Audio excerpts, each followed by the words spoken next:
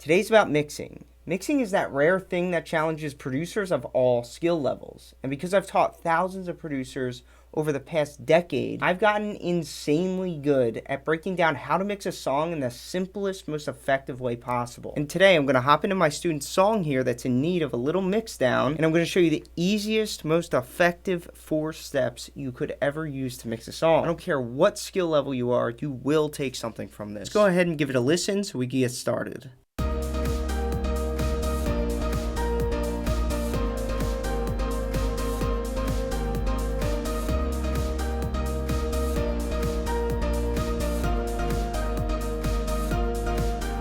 Notice when we play this song, there's no clarity here. It's just a wall of instruments. I can't hear the bass, the kick is getting covered up. So what I do when I get a song like this from one of my students is I'll say, you need to mix this so we can both hear it mixed. Here's the first thing I want you to do. The first thing I want you to do is go to every instrument except the kick, bass, and drums and add an equalizer to it. And then I want you to apply a low cut filter up to around 150 hertz. What this is going to do is it's going to move every instrument away from the kick and bass so that the kick and bass can remain uninterrupted. When you add a low cut filter to every instrument except the kick, bass, and drums, it is like an instant clarity button. Let's start with the heaviest instrument, which are these piano chords. Real quick, I made a mixing guide to accompany this video. It's really colorful. I spent too much time on it. It's free in the description below. Use it every time you mix a song. Back to the video. Notice all of the sub-bass frequencies that are emitting from these pianos. I'm just going to add a low cut and erase those sub-bass frequencies. If we now play the sub-bass along with the pianos now,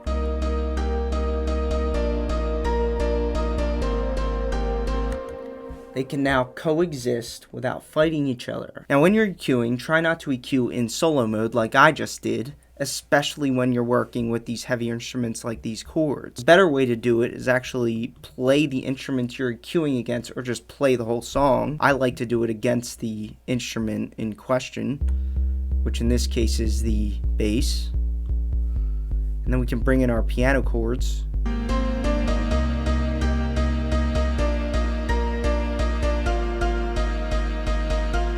And then I spend a lot of time looking for the best separation between the piano chords and the bass. One that allows them both to sound full, but also coexist.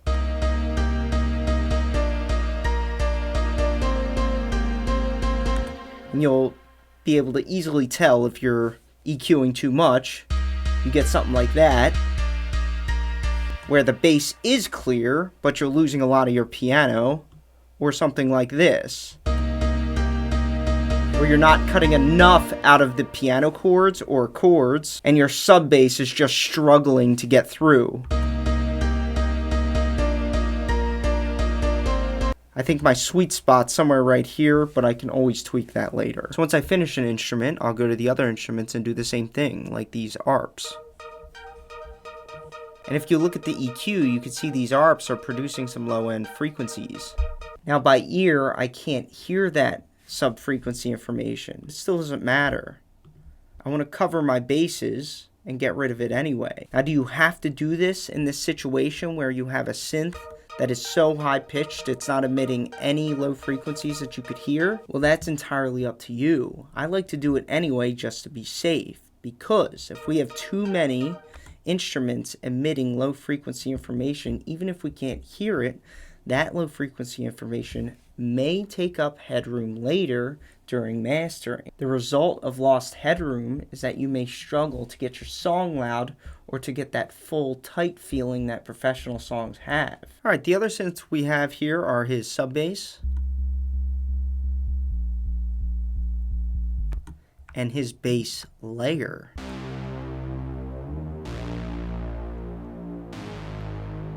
Layering basses is very common, especially in electronic music. Now, since we have a sub bass, we're just going to leave it alone.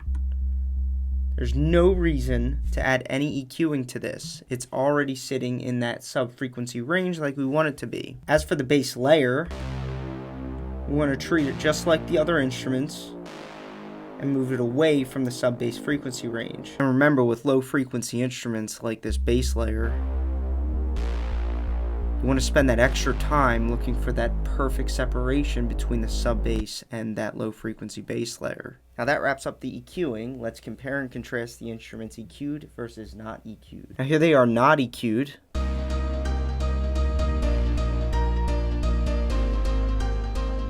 Notice how you can't really gauge where the sub-bass is? Like at some points it pops in, but you really can't tell where it's at. That's a lack of clarity. And here they are EQ'd.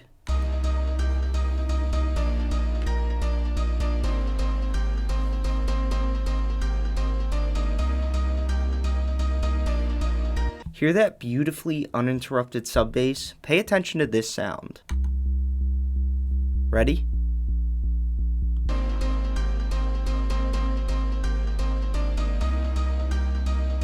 As long as you can hear it and it's not moving back and forth or completely unfindable, you should be good.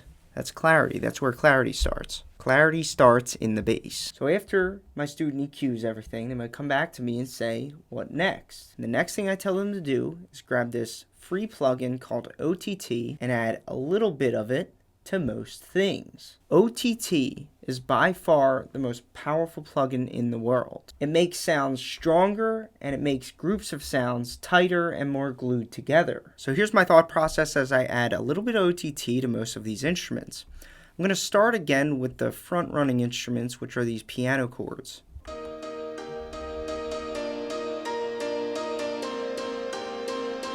What's happening?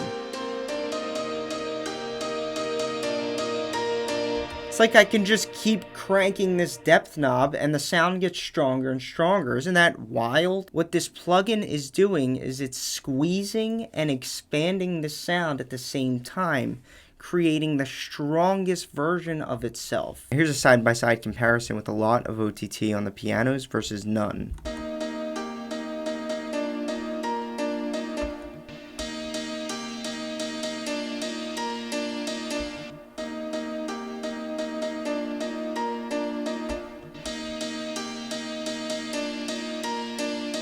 Now that's obviously a lot of OTT. In your song, you might only use a lot of OTT on a couple sounds. If you do that to every sound in your song, you're not going to get a good result. So the way I'll do it is I might use a little bit more OTT on the leads, like these pianos. And then I'll go to each of the secondary instruments, like these arps.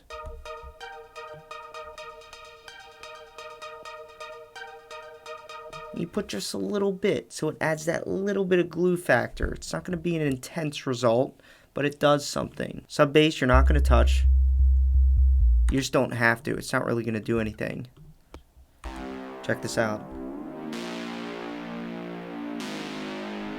I love to hear what OTT does to all these sounds, but I couldn't have the pianos be as bright as they are and then also do this. It would just give you a headache to listen to the song. So I would just do a little tiny bit just for that little tight glue factor. Another thing to keep in mind with OTT is that it crushes everything in its path. So the order in which you use it in your audio effects chain matters, especially with things like delay and reverb. So if you have OTT before your reverb, let's use these ARPs for example. So right now OTT is before the reverb. We can crank it up as much as we want.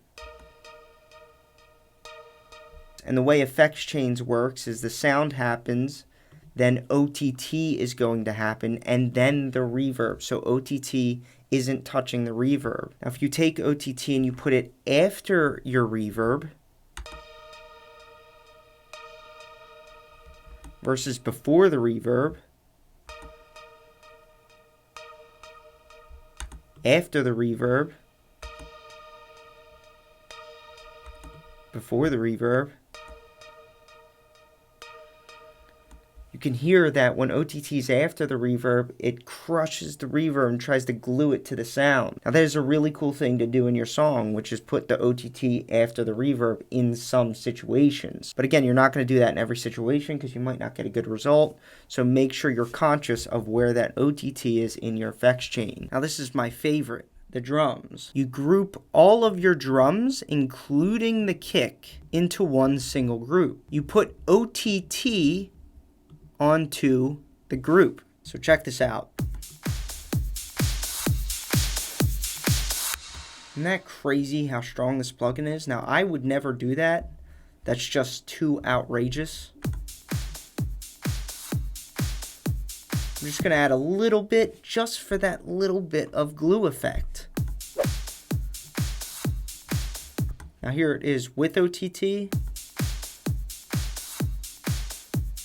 And here it is without. With, without. So my student finishes OTTing his project. He comes to me and he says, what's next? And that's when I say, sidechain. Move every instrument away from that kick so the kick is uninterrupted. In most digitally produced genres like pop, EDM, and hip-hop, the kick is the most important instrument in the song. And what sidechaining means is to move other instruments away from the kick so that the kick can happen uninterrupted. Let me show you what this means. So to sidechain, you could use the compressor that is built into your DAW. I just don't think it's as clean to use a compressor. I like to use a dedicated sidechaining plugin like Nicky Romero's Kickstart 2. There's also one of the cheaper plugins out there, so it's really easy to get. To sidechain with this plugin, I'm just going to click Audio, go down to Sidechain, and then select Kick. So now every time the kick happens,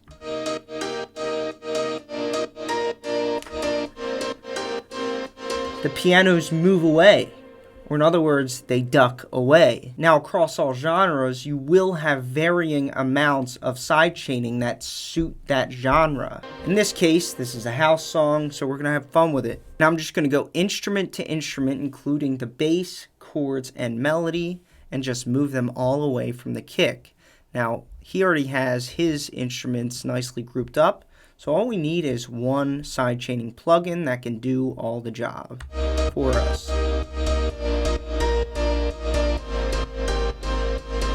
And we can find a setting we like.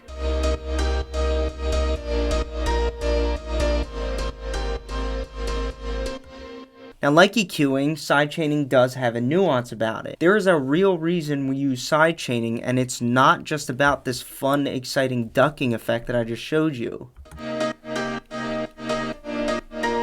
That ducking effect became popular with these futuristic LFO plugins that were released a little over a decade ago. The real reason you sidechain is to move the bass line away from the kick. The kick and the bass are both sub-frequency instruments. That means they can't play at the same exact time or you will create mud. So what you want to do is give priority to the kick so that every time the kick happens, the bass will duck away.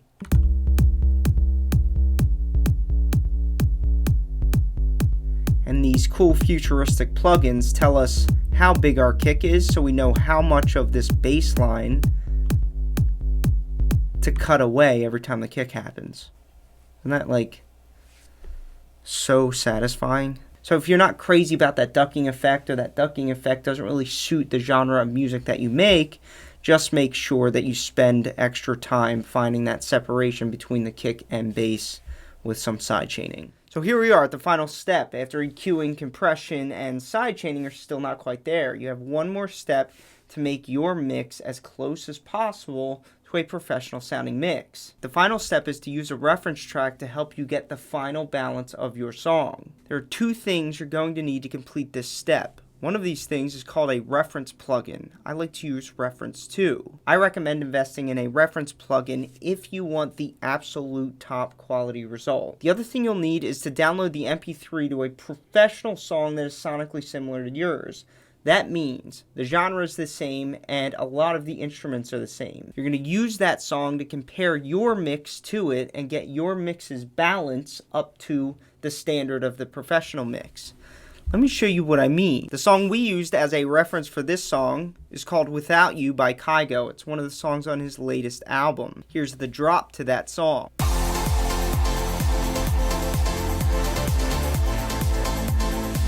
And now here's our song, or my student's song.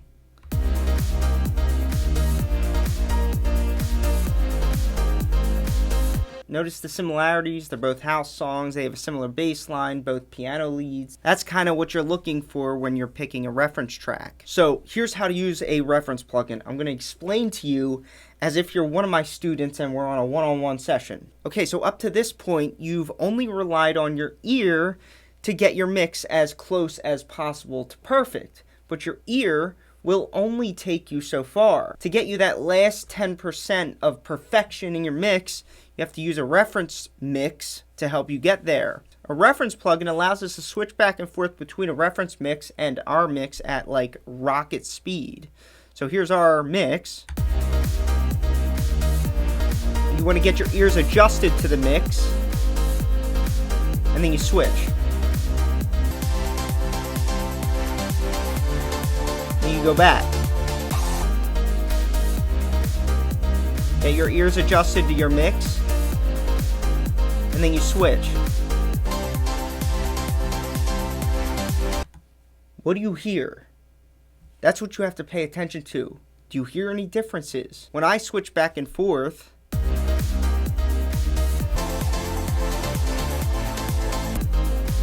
I hear an overall difference in the brightness of the leads.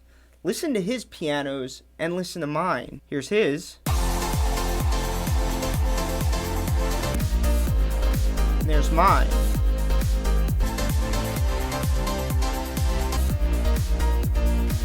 Okay, so I have a pretty good answer there. I have to fix something in my song to make my leads brighter to match the industry standard sound of a professional song. Now listen to the bass. That's another thing I just heard. Let's listen to my bass.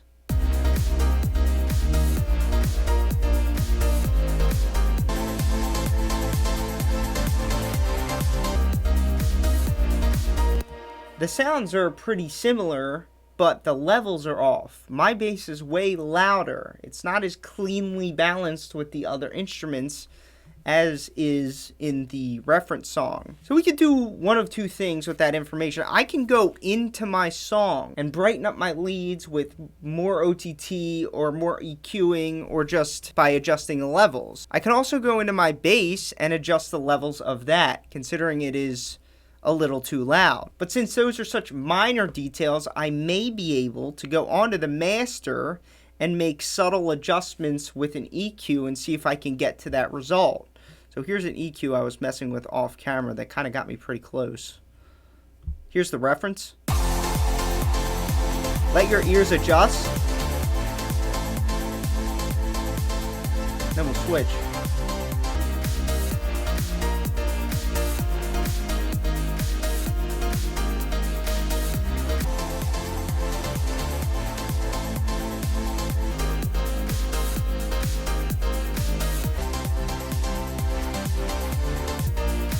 Remember, we're listening to the mix here. Does his song have a few more instruments flying around in the top end? Yes. But I'm not paying attention to that. I just want to know, is my song as bright as his? Are the levels fairly even? Does the kick sound like it's even to his kick?